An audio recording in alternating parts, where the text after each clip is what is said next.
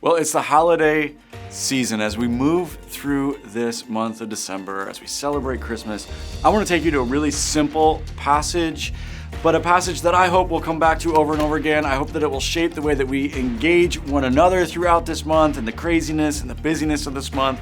And I hope it's just a consistent reminder of what Christmas morning brought into our lives and the reality of Jesus being born into our life and the reality that we celebrate on Easter of Him giving His life and coming back to life, what that means for us, what drove that, and then how that allows us to be able to engage one another. Let me take you to this passage, 1 Thessalonians. It's near the end of the book. Paul is just encouraging them, and he says this, chapter 5, beginning in verse 9. It says, "For God chose to save us through our Lord Jesus Christ, not to pour out His anger on us." And this is talking about the salvation that we have.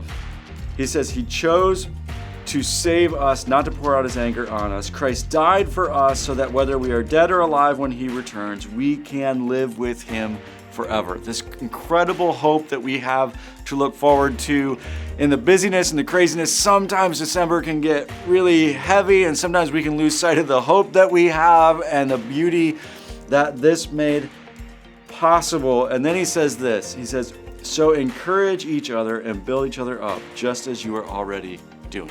So here's the application when you look at the hope that we have. Don't stop encouraging each other. Encourage, encourage, encourage.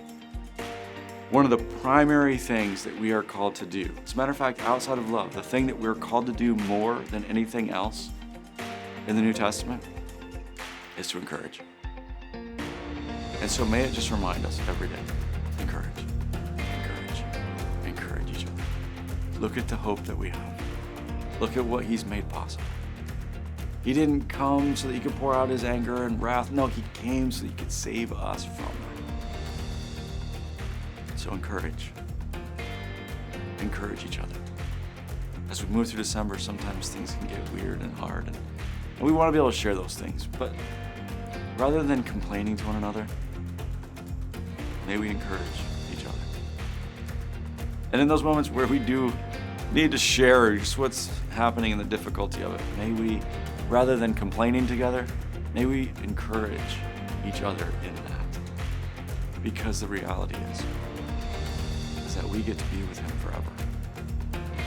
And there are some difficult things that we encounter during this time, but this time is short compared to what we get to spend with Him. Merry Christmas.